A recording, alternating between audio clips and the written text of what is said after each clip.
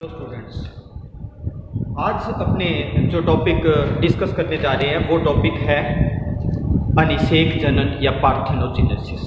देखो, इस टॉपिक में किसी भी प्रकार का कोई डायग्राम नहीं है, सिर्फ इसके कुछ टाइप्स है और समझने वाली बात है। वैसे तो ये टॉपिक अपने को जूम क्लास पे जो है डिस्कस करना चाहिए था, लेकिन आप लोगों ने कहा था कि एक मूवी बना के डाल दीजिए, तो मैं जो है जस्ट ये मूवी जो है आपको सेंड कर रहा हूँ। तो यहाँ क्या है, अपने जब देखते हैं कि पार्थेनोजेनेसिस होता क्या है। पार्थेनोजेनेसिस के अंदर अगर अपने बात करें तो सिंपल सी बात है, कोई भी ओवम अगर बिना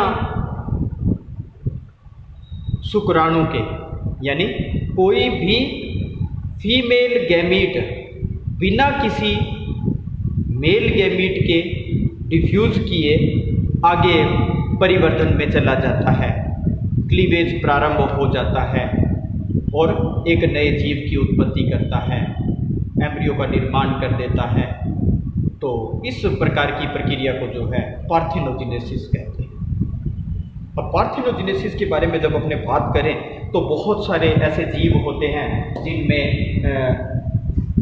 ओनली फीमेल्स पाई जाती है, मेल पाए नहीं जाते। जैसे कि एक छिपकली होती है लेसर्टा सेक्सिकोलाना अमेरिकाना, सेक्सिकोलाना अमेरिकाना।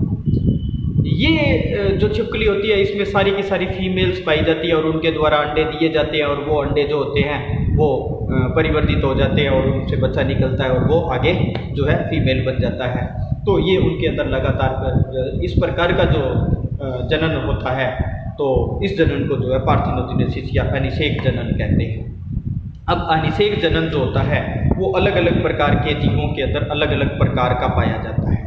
अब अलग अलग प्रकार का जो पाया जाता है वो कौन कौन से प्रकारों में डिवाइड किया है। जैसे जैसा पार्थेनोजेनेसिस जिस टाइप का पाया जाता है, जैसे जैसे उसके लक्षण होते हैं, वैसे वैसे टाइप में जो है उसको कन्वर्ट कर लिया गया है या उसको जो है डिवाइड कर लिया गया है।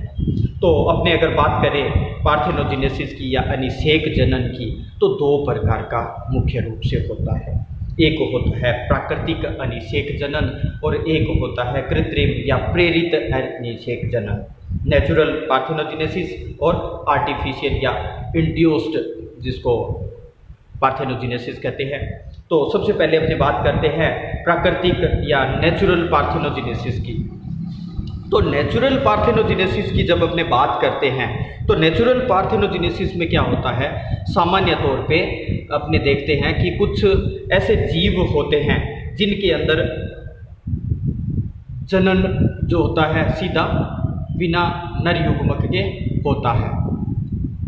तो यहाँ क्या होता है, कई बार तो नर युग्मक बनते हैं और कई बार नहीं बनते हैं। तो इस आधार पे जो कृत्रिम प्राकृतिक जो होता है उसको अपने दो प्रकारों में डिवाइड करते हैं। एक तो होता है चक्रीय अनिषेक जनन जिसको साइक्लिक पार्थेनोजेनेसिस कहते हैं, और दूसरा जो होता है वो होता है जिसको अपने कहते हैं पूर्ण अनिषेक जनन। चक्रीय अनिषेक जनन में क्या होता है, एक पीढ़ी गैमीट के द्वारा बनती है, दूसरी बार जो होता है उसमें जनन जो होता है वो बिना किसी गैमीट बने या मतलब गैमीट के एम्फीमिक्सिस हुए सीधा का सीधा जो है आगे ओवम जो है एम्ब्रियो में डेवलप हो जाता है। तो एक बार पार्थेनोजेनेसिस होता है, एक बार जनन होता है, एक बार पार्थेनोजेनेसिस होता है, एक बार लैंगिक जनन होता है। ये जो है चलता रहता है। अब एक बार होता है, एक बार नहीं होता। इसमें भी इसको जो है तीन प्रकारों में, तीन टाइप्स के होते हैं। एक में तो क्या होता है कि एक बार अनिषेक जनन और एक बार जो है लैंगिक जनन होता है। और कुछ एनिमल ऐसे होते हैं जिनमें लगातार 3 या 4 बार जो होता है अनिषेक जनन होता है, फिर एक बार लैंगिक जनन हो जाता है। और कुछ एक जंतु ऐसे होते हैं जिनमें कुछ फिक्स नहीं होता, चलते चलते बीच में अनिषेक जनन होते होते लैंगिक जनन हो जाता है, लैंगिक जनन होते होते अनिषेक जनन हो जाता है। तो ये तीन प्रकारों के अंदर होता है। ये चक्रीय रोटेशन रूप से चलता है। एक में तो निश्चित होता है कि इतनी पीढ़ी के बाद होगा, एक में निश्चित नहीं होता है, और एक में कोई फिक्स नहीं होता, कभी भी हो सकता है, लगातार भी हो सकते हैं, एक के बाद एक हो सकते हैं, अलग अलग हो सकते हैं, कंटिन्यूस। तो इस प्रकार जो है इनमें अनिषेक जनन जो है होता है। तो ये जो है अनिषेक जनन जो है चक्रीय अनिषेक जनन कहलाता है। दूसरा आता है पूर्ण या जिसको कहते हैं कंप्लीट पार्थेनोजेनेसिस।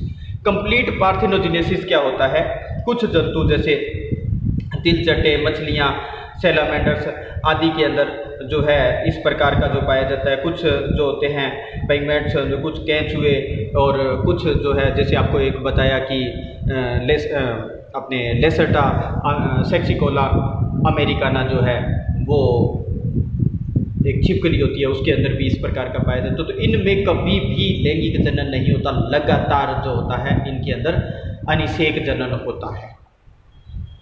तो इस प्रकार का जो होता है इसको कंप्लीट पार्थेनोजेनेसिस या पूर्ण जो है अनिषेक जनन कहते हैं। कंप्लीट अनिषेक जनन जो होता है वो दो प्रकार का होता है। एक तो होता है हैप्लॉइड टाइप का, एक होता है डिप्लॉइड टाइप का। हैप्लॉइड टाइप का जो होता है उसमें तो क्या होता है, जनरली जो होता है हैप्लॉइड टाइप के अंदर क्या होता है कि सामान्य तौर पे अनिषेक जनन जो है लिंग निर्धारण के अंदर जो है ये सहायक होता है। इसमें क्या होता है, गैमीट्स बनते हैं और अगर वो सिंगल मतलब डिप्लॉइड है तो उसमें फीमेल बनेगी और हैप्लॉइड है तो मेल बनेगा। इस प्रकार से जो है उनके अंदर अनिषेक जनन होता है। दूसरा जो होता है जिसको द्विगुणित अनिषेक जनन या स्त्री जनन कहते हैं, इसके अंदर हमेशा जो फीमेल होती है वही पाई जाती है। जैसे कि एग्जाम्पल के तौर पे आपको छिपकली का जो एग्जाम्पल है, लेसर्टा जो है सेक्सिकोला अमेरिकाना जो होती है उसके अंदर पाया जाता है उस प्रकार से। तो इस प्रकार से जो है इनके अंदर जो है कंप्लीट जो पार्थेनोजेनेसिस होता है वो दो टाइप का होता है, हैप्लॉइड टाइप का और डिप्लॉइड टाइप का। फिर आता है इसके बाद अपने बात करें तो कृत्रिम पार्थेनोजेनेसिस।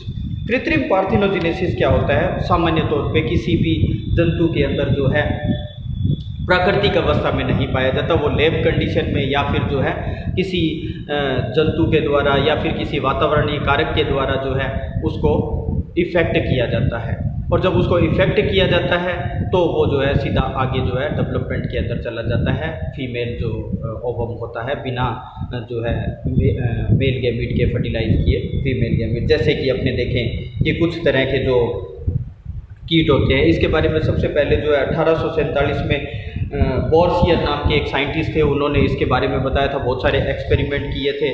और उसके बाद हर्टविंग आए, हर्टविंग ने जो है इसके बारे में काफ़ी जो है मॉर्गन और मीट्स और लॉयब नाम के साइंटिस्ट थे, इन्होंने बहुत इन पे एक्सपेरिमेंट किए। और बॉर्डन आर्टिस्ट ने जो है 1954 के अंदर जो है चूहों पे एक्सपेरिमेंट किया था और उनको तकरीबन चूहों के जो ओवम थे उनको 45 डिग्री सेंटीग्रेड के ऊपर जो है उनको आगे डेवलप कराने की कोशिश की। तो वो 4 सेल स्टेज तक उनके अंदर जो है क्लीवेज कंप्लीट हो गया था। तो ये जो है एक्सपेरिमेंट इसके ऊपर किए गए और इसके अंदर जो है कुछ जीव जैसे कि भौतिक कुछ कारकों के द्वारा प्रेरित होकर जो है आगे क्लीवेज के अंदर चले जाते हैं, पार्थेनोजेनेसिस करते हैं। यानी पार्थेनोजेनेसिस का जनन जो होता है, अनिषेक जनन जो होता है वो उनके अंदर पाया जाता है।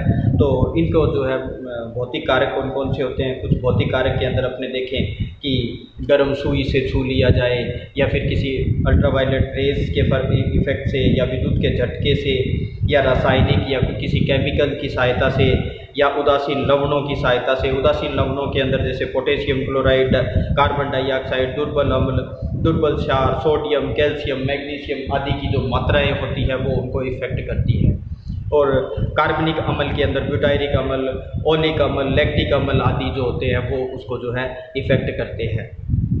और कई बार अपने देखते हैं कि कुछ अन्य पदार्थ होते हैं जैसे कि अपने देखें अधिक सांद्र समुद्री जल हो जाता है या फिर कुछ जो दूसरे एनिमल के रक्त सीरम अगर उसको इफ़ेक्ट करते हैं तो वो जो है पार्थेनोजेनेसिस की प्रक्रिया कंप्लीट कर लेते हैं।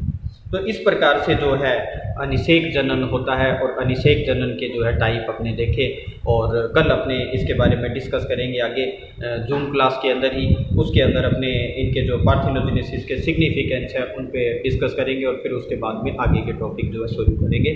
तो तब तक के लिए अपने